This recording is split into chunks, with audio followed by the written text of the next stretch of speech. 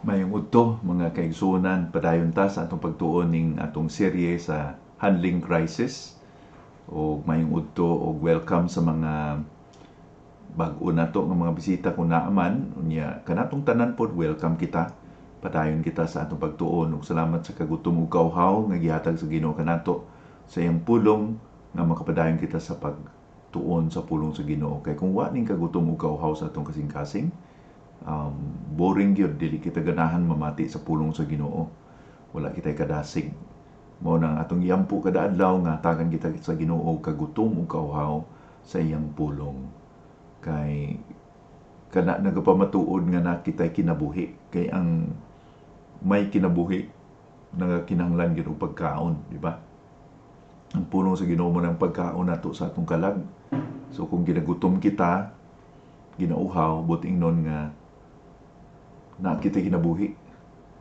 o dili kita magpadaog sa diablo nga tintaron kita nga magkabugnaw sa atong kasing-kasing sa pag-alagad sa Ginoo. Niadtong miyaging adlaw atong natun-an kini nga topiko nga kundi nato nakita nga klaro or dili kita kahangop sa kamatuoran kung when things are not clear sa kinabuhi nato. Padayon nato na pinaagi sa pagbasa sa Marcos naman no, sa kapitulo 8 bersikulo 22 hangtod sa bersikulo 26 sa diha nakatabok na si Ginoong Kristo uban ang mga gitutunan sa lawa sa Galilea gisugat siya sa Betsaida o nag-abot sila sa Betsaida nga dunay usa ka tawo nga bulak buta ug mao niya tumabasa Marcos 8, versikulo 22 hangtod sa 26. Pag-abot nila sa Betsaida, may mga tao didto nga nagdala og usa ka lalaki nga buta ngadto kang Hesus. Nagpakiluoy sila nga gihikapon niya ang buta aron makakita. Busa gikuptan niya ang kamot sa buta ug giagak padulong sa gawas sa Betsaida. Pag-abot nila sa gawas, giluwaan niya ang mga mata niining buta o gibutang niya ang iyang mga kamot sa buta o nangutana, may nakita ka na ba? Mihangad ang lalaki ug mingon, nakakita na ako og mga tao, apan daw mga kahoy nga nagalakaw. Busa gibutang pag-usab ni Jesus ang iyang mga kamot sa mga mata sa buta. Mitutok pag-ayo ang buta ug nag-ayo o naayo ang iyang mga mata. Klaro na ang tanan sa iyang pananaw. Gipapauli siya ni Jesus ug giingnan, ayaw na pagbalik sa Betsaida. Mga igsoon, ang gihimo sa Dios niining physical nga buta nga giayo sa Ginoo mao ni ang milagro nga nagapamatuod nga ang atong spiritual blindness kinahanglan pud ayuhon sa Ginoo makahatag ni og prinsipyo kanato nini nga udto unsaon pag-ayo sa Ginoo kanato sa atong spiritual blindness na di unsay dili kita nakitay crisis nga di kita makahangop sa mga ginatudlo sa Ginoo sa kamatuoran o sa mga butang nakitay mga uncertainties dili kita kabalo kay kulang kita sa paghangop o balikan ko ang kahulugan sa kaalam wisdom ang kaalam is learning or seeing things the way God perceives it. Buting nun nga, kung makita na to ang mga nakakatabo, mga butang sa atong kinabuhi, sumala sa paghangop sa Dios, sumala sa pagtanaw sa Dios. Basahon ko sab ang kini nga kamatuoran nga mao ni pag-ampo ni Pablo sa taga Epesos. Epeso 1:18. Kining nga mabuksan ang atong pangunahuna. Mao niyang pag-ampo. Giampo ko sab nga lamdagan niya ang inyong hunahuna aron masayran ninyo kung unsa ang atong paglaom sa iyang pagtawag kanato nga mahimong iyang mga anak ug aron masayran usab ninyo kung unsa kadako ug kamaayo sa panulundon nga iyang gisaad alang sa iyang mga katawhan. So naa dinhi ang pag-ampo ni Pablo nga unta malamdagan ang ilang pangunahuna. Nga atong pangunahuna man, kuna kita niini nga mga krisis.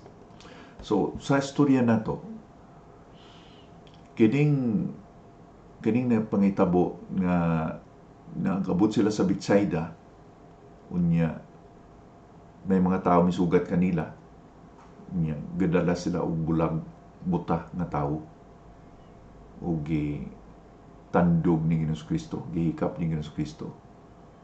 Unya iyang gidala pinagi siyang kamot, giagak niya sa ngadto sa usa ka lugar nga gawas sa village.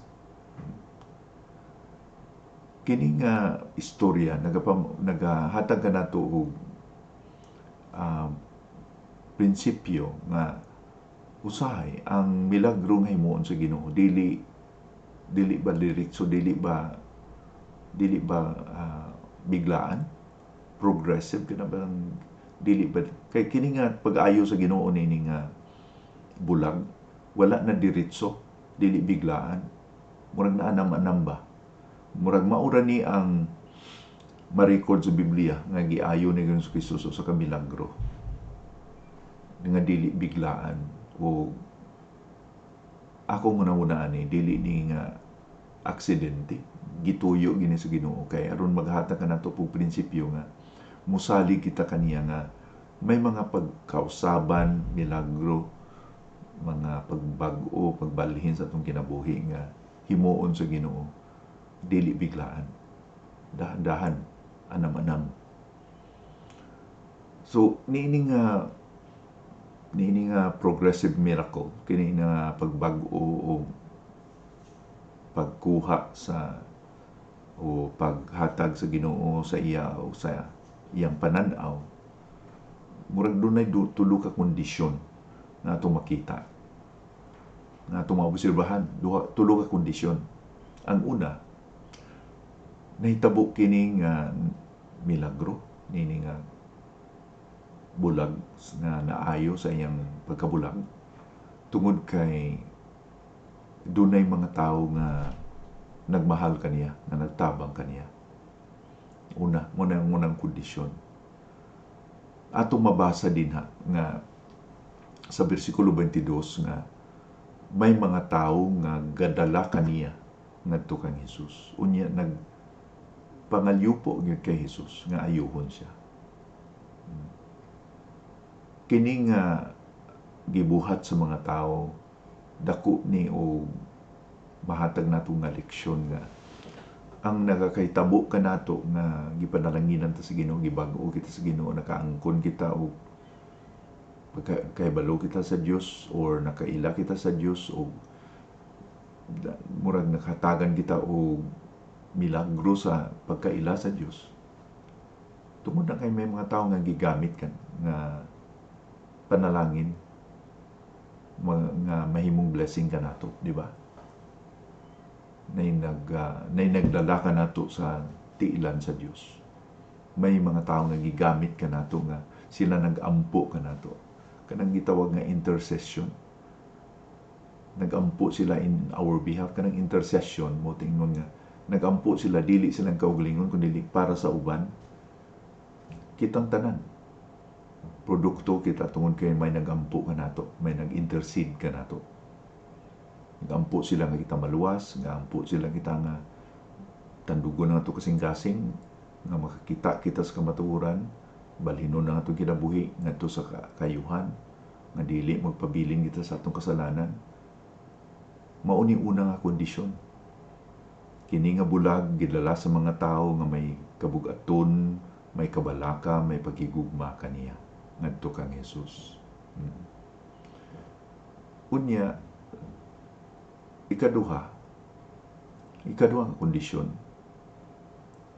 mauning atong makita nga gihikap siya ni Ginoong Kristo. Dili may tabo ang milagro kung layo kita sa Ginoo. Buting nun, ang milagro may tabo ng kada kung duol kita sa Dios. Buting nun nga kung gidala man nila si Ginoo ang bulag, ilag yung gidala nga mahikap ni Ginoong Kristo.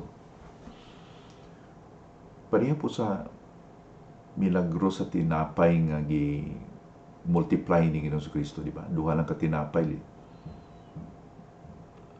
unya 5 ka isda. Di gito mahimo nga milagro kung wa diha sa kamot ni Ginoong Kristo. Samtang ang duha ka tinapay, 5 ka isda na pa sa bag sa bata, na pa sa panudanan sa bata. Dili mahimong milagro. Pero sa dihang gibutang na sa kamot ni Ginoong Kristo, nahimong milagro.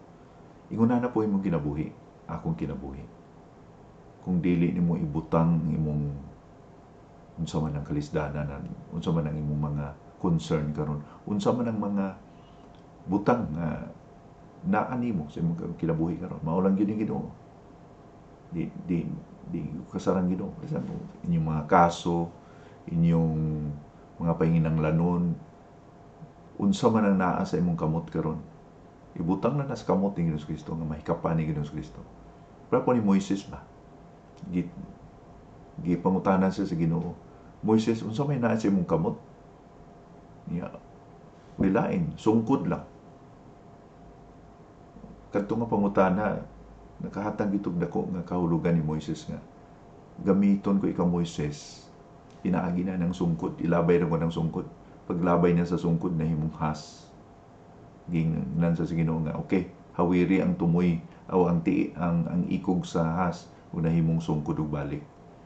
Kung unsay naa sa atong kamot, nanglan naa sa kamot sa Ginoo, ihatag nato diha sa Ginoo nga mahikapan sa Dios na siyang kamot aron mahimong milagro. Makatilingala, no? Ang kinabuhi nga duol sa Ginoo. Kung ang imong kinabuhi, akong kinabuhi, na kita sa duol sa Dios, may mga butang nga makatilingala, nga matabo. Ang ikatulo, kung musalig kita nga si Jesus mo tultul ka nato. Okay. E diya sa bersikulo 22, giagak padulong siya sa gawas sa Betsaida. Kana bang ato nang ipanugyan ang Ginoo mo sakto siguro. Ang atong ipanugyan sa Ginoo ang iyang pag-lead nato nga siya lang niya may balo sa pag-agak nato, pag-lead nato kung unsa man ang pinaka-best, pinaka-maayo. Ato nang una-unaon bulag pagingon sa Ginoo nga gihawiran siya sa Ginoo, giagak. Kung unsa himuon sa Ginoo niya, sunod lang yun siya. Kay bulag man siya, di ba? Di siya musuki o mo rebelde. Ang bulag, depende lang yun na sa gaagak, di ba? So, kining katulungang kondisyon, kinahanglan nga we trust Jesus to lead us. Kundi niya kita agakon, ang bulag nga tao, wala siya ideya kung unsa himuon ni Kristo sa iya. Ang iya lang yun, 100% lang yung salig siya, nga agakon siya ni Ginoong Kristo. Di man siya gidala siya gawas sa village. Tandaan nato nga sa tanang milagro na gihimo ni Ginoong Kristo, gihimo niya privately, dili daghang tao. Wala siya nangadto sa hospital, wala siya nangadto sa stage nga dalhan ninyo dinhi ang mga masakiton, dalhan ninyo yung mga bakol kay ako ayuhon. Ang gihimo ni Kristo sa Gospels nga gaayo siya sa mga masakiton, gahimo siya ng milagro privately. Tanan. Maliban lang siguro sa milagros pagpakaon sa 5,000 kay pero po ng mga healing niya nga mga ginahimo pribado kasagaran kundi di man tanan. Unya sa dihang iyan ang gidala dito sa layo sa village ang bulag, iyang gihikap, iyang gingnan na niya ang bulag nga may nakita ka ba? Ang iyang gingon sa kay Kristo Jesus nga nakita ko mga tao pero mura lang sila og mga punuan sa kahoy nga nagalakat. nakita ko pero dili klaro. So gihawiran ni Kristo siya, ang gihikap niya ang iyang mga mata og sa ikaduhang beses. Unya giablihan niya iyang mga mata. And then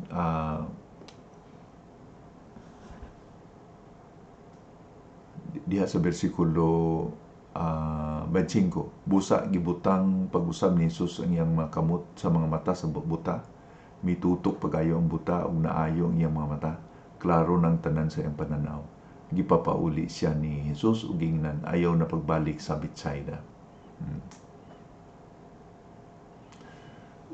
Before ani tanan, usa sa mga dili nato matugkad nga gihimo ni Jesucristo nga gihimo giluwaan niya ang mata ni sa bulag. No? Nagluwa siya niya, gibutang niya ang luwa sa mata sa bulag.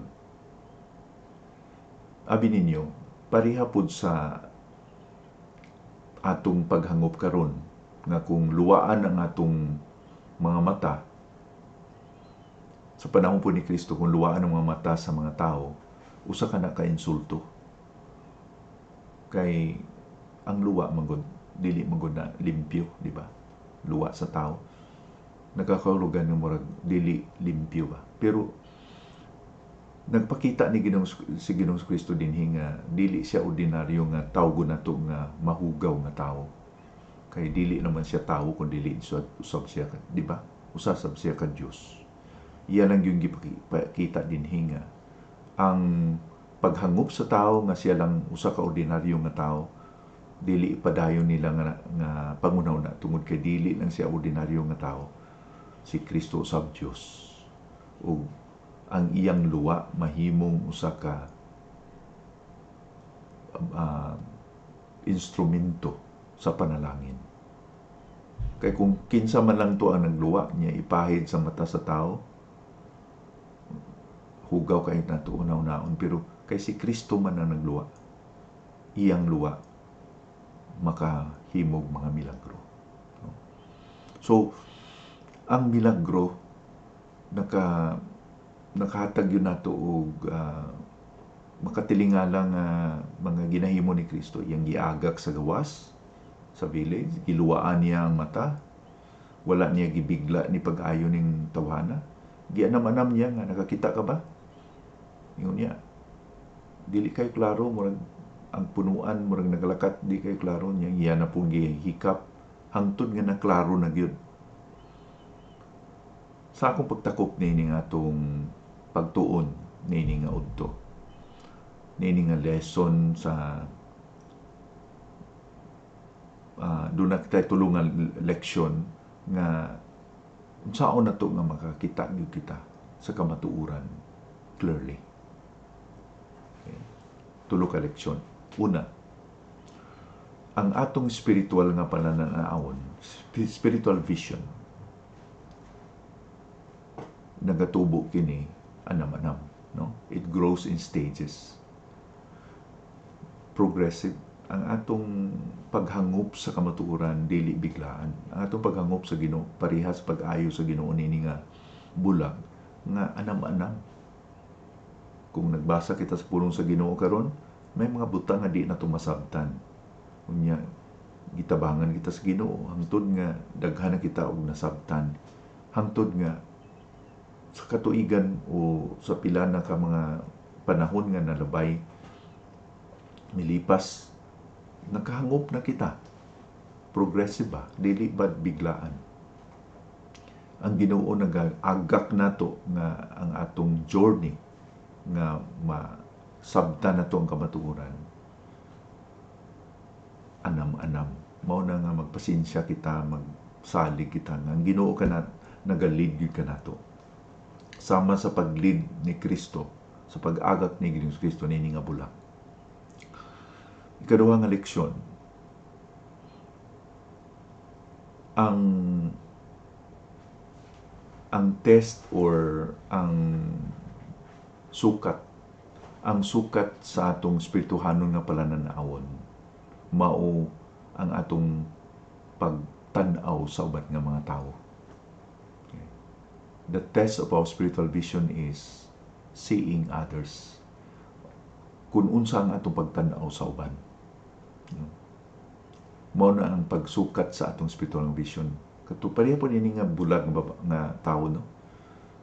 Pauna niya, nakita niya nga mga tao daw kahoy nga nagalakat, di kayo klaro, hangtod nga tandog yun sa Ginoo ni Kristo, hangtod nga naklaro yun ang iyang pananahon. Mao na nga itong pangutanan ni Ningaw to, unsa man atong pagtanaw sa uban.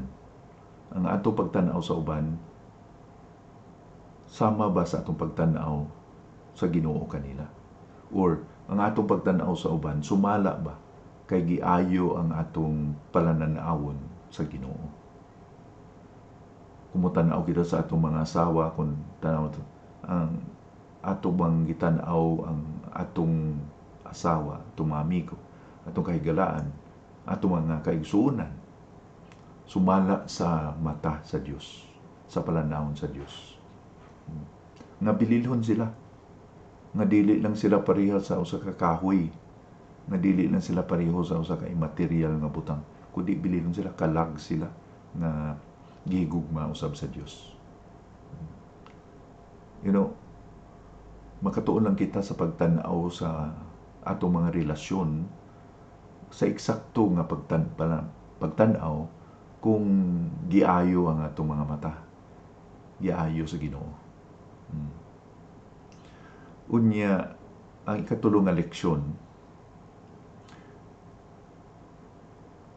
ang pag-ayo sa atong spiritual blindness sa tulo di pud kapagi, no? Jesus heals our sight in 3 ways. Mo ni ikatulong nato nga lesson. Nga una, ang atong focus mulantip, no? Diha sa bersikulo 26 o 25.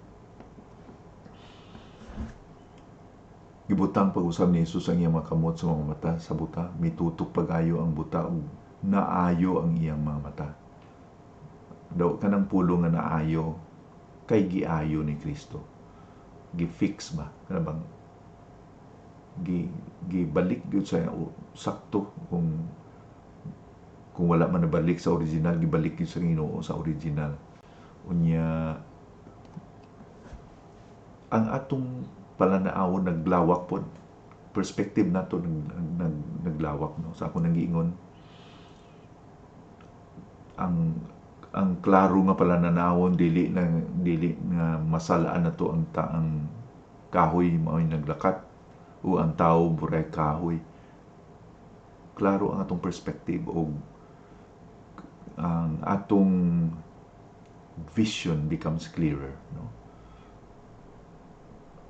Atong perspective gets larger and our vision gets clearer. So mao ni ang gihimo sa Ginoo sa iya, nga kung wa pa ni gihimo sa Ginoo sa iya, di gid siya makakita og balik, no? O wa po gihimo sa Ginoo sa atong kinabuhi nga tagaan kita og palananawon, spiritual nga sight, spiritual nga palanawon, dili kita kakita sa eksakto sa kamatuoran. Ug unta ang atong pag-ampo nini nga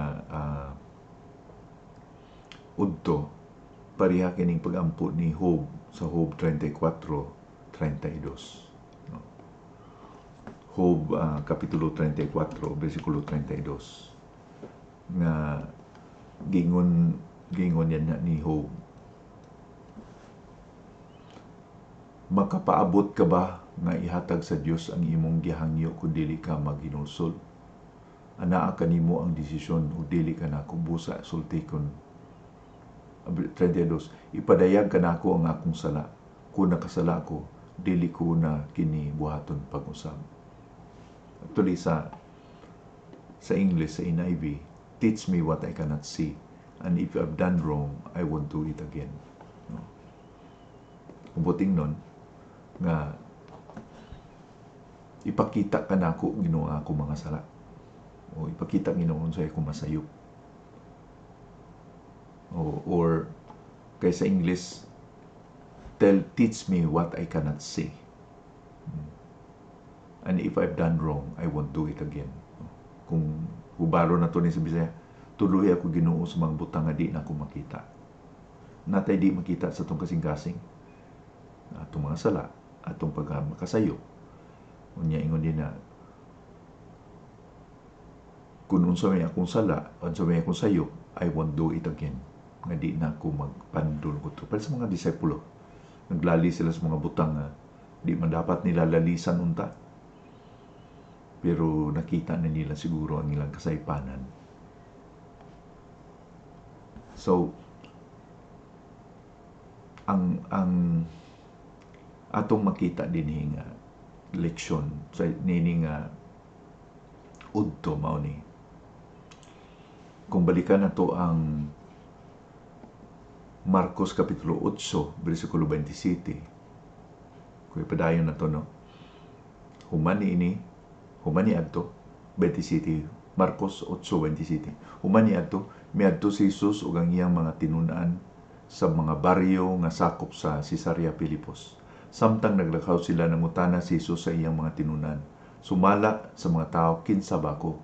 Mitubag sila, may mga nagaingon nga ikaw si Juan nga tigbautismo, ang uban nagaingon nga ikaw si Elias, ug ang uban usab nagaingon nga ikaw usa sa mga propeta sa Dios.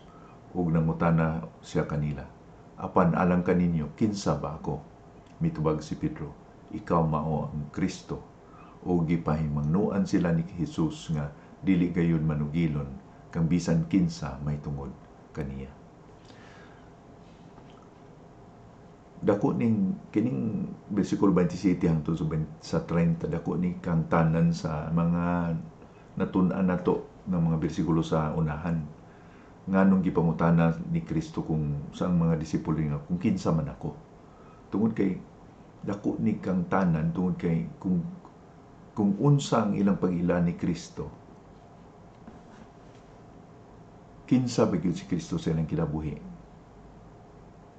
Ila ba gyud nasabtan kung unsa ang problema nila nganong dili sila nakahangop sa kamaturan, di ba? Sa unang pagtuon nato, itong unang tunan ito miaging adlaw, gipangutana sila ni Kristo nga, sa mga milagro nga gihimo ko, 5,000 gipakaon, 4,000 gipakaon, pila man ka basket ang nabilin. Tama ilang pagsabot, di ba? Giingnan sila ni Kristo nga, dili pa pigihapon ka mo kasabot. Kung unsay problema ninyo, nganong di ka mo kayo, ng inyong ginaproblemahan, dili tama. Karon sa pagpangutana ni Kristo sa ila, kinsa man ako, tama gyud si Pedro, ikaw si Kristo. Ikaw ang anak sa Dios.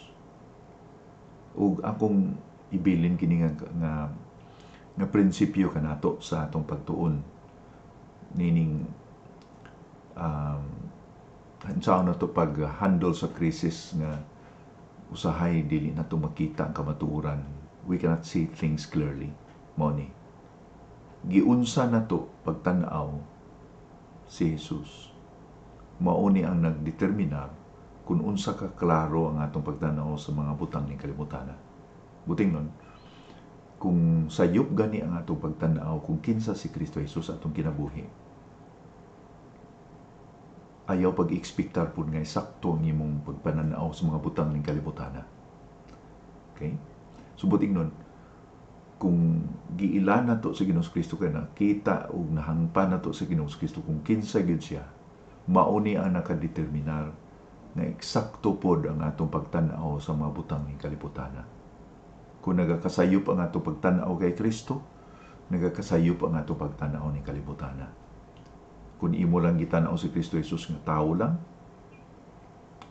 dili siya Dios, then ang imong relasyon po sa tao, ay pagtan-aw sa tao, ang pagtan-aw nimo sa mga butang ning kalibutan, nagakasayop usab. Inautong ta pariha kita kay Pedro, ikaw ang Diyos, anak sa Diyos, the Son of the living God. Okay? So, sa dihang makita nato kini nga kamatuoran, mahangpa nato ni nga kamatuoran, mauni ang nakadeterminar sa ato nga atong relasyon ng kalibutana, relasyon nato sa atong mga asawa, sa atong mga amigo, sa atong mga kailas, tanang mga tao ni kalibutana, diha na determinar. Okay? Mauni ang susi nga atong mga paghangop sa mga kamatuoran sa pulong sa Ginoo sa kalibutan, relasyon man kunon sa man. Tama, mainsakto. Kay natanaw nato kini tanan, pinagi kay Kristo. Magampo kita. Ginoo, salamat gyud sa imong pulong ining auto. Hinautunta Ginoo nga kini magpabilin sa among makasing-kasing o tuloy kami Ginoo nga matan-aw na mo ang mga relasyon ang sa among pamilya, among relasyon sa among mga asawa, sa mga kaigsuunan, sa mga kamiguhan, pinaagi gyud sa among pag-ila kay Kristo. Ang among paghangop sa kay Kristo. Ay kung nakaila kami kay Kristo, nahangpa na mo siya Ginoo, mao niya nakadeterminar kung unsa ang among pagtan-aw sa palibot namo. Nautunta kini magpabilin sa among kasing-kasing. O kini among giampo sa ngalan ni Kristo nga among Ginoo manluluwas. Amen.